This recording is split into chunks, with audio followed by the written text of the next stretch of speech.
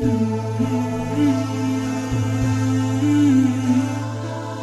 एक जापानीज़ कहावत है कि एक जापानीज़ जो है वो old man was sitting near a sea. अब सी से एक बंदे ने फ़िश पकड़ी, उस फ़िश को जो है वो मारा। ज़ाहिर है उसको उसने जो भी किया, ज़िबा किया या इस तरह से पटखा मारा, उसके बाद उसने फ़िश तली और वो फ़िश खा रहा था। तो बाबा जी ने उससे पूछा कि why are you eating the fish? तो बंदे ने कहा because I love the fish. तो बाबा जी ने कहा आर यू श्योर? तो उसने कहा yes I love the fish. तो बाबा जी ने कहा do you know what love is? तो वो हैरान हो गया। बाबा जी ने कहा कि if you love the fish, तुमने उसे समंदर से निकाला, उसके बाद तुमने उसे पटका या ज़िबा किया, उसके बाद तुमने उसे तला और उसके बाद तुम खा रहे हो, तो बेटा ये लव नहीं है। ये तुम्हें उसका टेस्ट पसंद है, तुम उससे एक यूज़ ले रहे हो जिसकी वजह से तुम ये कह रहे हो कि तुम्हें वो फ़िश से love, you love the fish. The point is, the example I am trying to give here is कि मेजॉरिटी चीज़ जिसको हम लव कहते हैं, मेजॉरिटी रिलेशनशिप जिनको हम लव कहते हैं, basically they are lust, they are hormonal changes and they are conditional. Conditional क्या है कि just like the fish, I love the fish because the fish taste good, I love the fish because the fish is fulfilling my hunger.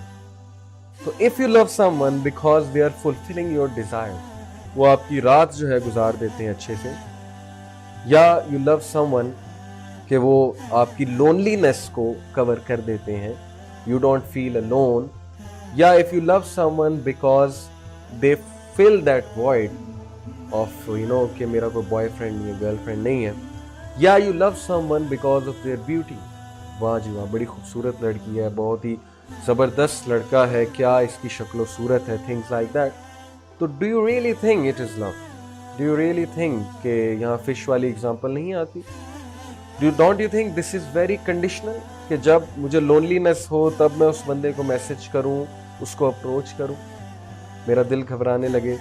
तो what kind of a love is this? Love is about patience, love is unconditional. No matter what, you will love the person. Just like the love of the mother. No matter what the son does, no matter how the son looks like, the mother is going to love. Just like the love of brother and sister. No matter what they do, they are never insecure कि वो मुझे छोड़कर चला जाएगा। यहाँ पर तो insecurity बहुत है कि ये किया तो वो छोड़ देगी, ये किया तो वो छोड़ के चला जाएगा। लोग अपना पूरा पूरा लाइफ का जो है वो प्लान एक शख्स या एक लड़की को देखकर जो है डिज़ाइन करते हैं, और उसके बाद एंड में क्या होता है कि कोई लड़ाई हो जाती है और वो छोड़ कर चले जाते हैं। So do you think it is love? I don't think so, because love is all about patience, love is about creating ease for other, and in love you will never harm the other person. आप मोहब्बत में दूसरे को नुकसान नहीं पहुंचाएंगे। नुकसान से मुराद क्या है कि आप अगले को फिजिकली ऐसी हरकत नहीं करेंगे उसके साथ, आप सब्र करेंगे।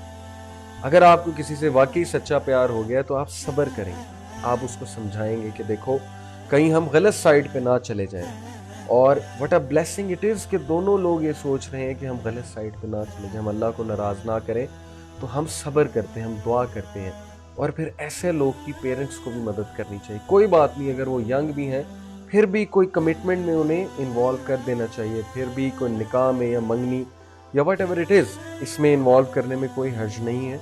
तो इस तरह का लव तो जो है वो इस्लाम उसकी रिस्पेक्ट भी करता है, जिसमें पेशेंस है, जो अनकंडीशनल है, जिसमें लस्ट इन्वॉल्व नहीं है, डिज़ायर्स इन्वॉल्व नहीं है, बल्कि दो लोग एक दूसरे को पसंद करते हैं हायर वैल्यूज़ की वजह से, सेम गोल्स की वजह से, और उन्हें लगता है कि इस शख्स के साथ मेरी ज़िंदगी संवर सकती है और हम एम्पावर हो सकते हैं दोनों शादी करके। लेकिन ऐसा एक तरफा लव जिसमें आपको हर वक्त इनसिक्योरिटी लगी हुई है, जिसमें आप कंडीशनली चल रहे हैं, अगर आप करेंगे तो वो भी करेगा, जिस दिन आपने करना छोड़ दिया तो अगला कुछ भी नहीं करेगा, तो इस तरह के रिलेशनशिप से बच जाए और ऐसे रिलेशनशिप्स में एंटर होने से भी बच जाए। तो वरना सारी उम्र जो है वो आपको बहुत ही रिग्रेट में गुजारना पड़ेगा, बहुत सफरिंग में आपको जो है वो गुजारना पड़ेगा। तो लव के हवाले से हमें एक चीज़ पता होनी चाहिए कि लव को इस्लाम में ममानियत नहीं है अगर वो इस तरह का लव हो जिसमें पेशेंस इन्वॉल्व है और जो अनकंडीशनल है और जिसमें आप हराम काम नहीं कर रहे हैं, बल्कि एक दूसरे को पसंद करते हैं और अच्छी कोशिशें कर रहे हैं एक दूसरे के साथ इकट्ठे होने के हवाले से। फिर मेजॉरिटी लव मैरिजेस जो हैं they fail, this is a statistics in India, majority love marriages they are a fail while arranged marriages are more successful over there। इसकी रीज़न ये है कि लव जब आप किसी से करते हैं तो उसकी फॉल्ट्स शादी से पहले छुप जाती हैं और you don't see the faults, और you expect so much from the other person because only good is coming from the other side. But when marriage happens then challenges come.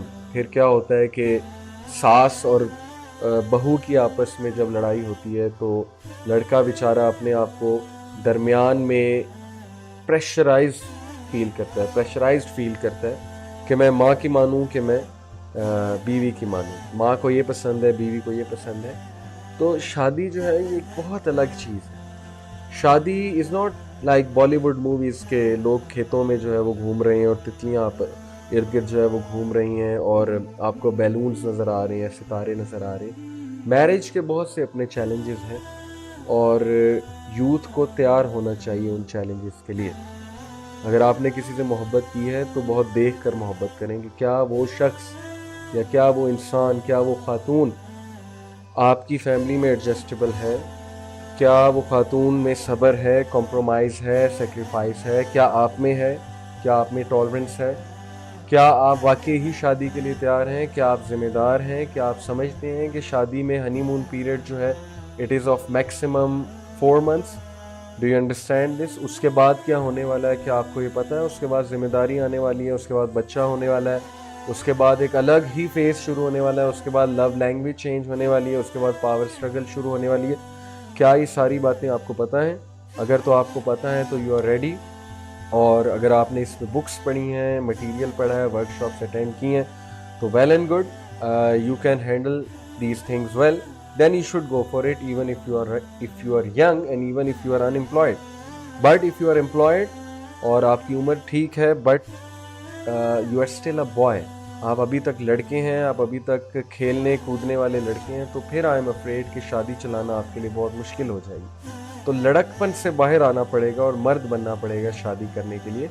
Same goes for women, if they are girls and they are homesick, then I'm afraid it will be very difficult for them to adjust in a new home। Then what will happen कि they will like to go back to their original homes, they will miss their room and their homes। और यही होता है कि शादी के बाद बहुत ज़िद की जाती है कि मैंने वापस जाना है, मैंने वापस जाना है, because they can't connect with the new life because they were never ready for this। all they knew about marriage was butterflies, balloons और हरियाली, गार्डन्स एंड हनीमून पीरियड।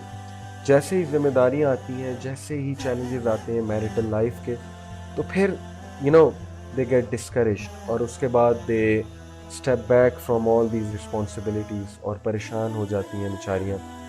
तो you should not be a girl, you should be a lady, you should be a women before you get married. ये चीज़ आपको मैं दोनों को बता रहा हूँ, लड़कों को भी और लड़कियों को भी, कि लड़कों को बॉय नहीं होना चाहिए और लड़कियों को जो है वो गर्ल नहीं होना चाहिए। लड़के को मर्द बनना पड़ेगा, लड़की को वुमन बनना पड़ेगा, फिर ही मैरिज का इंस्टीट्यूशन जो है वो चलेगा इंशाल्लाह। अगली जो डिस्कशन मैं आप सबसे करने वाला हूँ वो है फाइंडिंग द राइट पार्टनर, क्योंकि हम आज बात कर रहे हैं प्री मैरिटल इश्यूज़ की।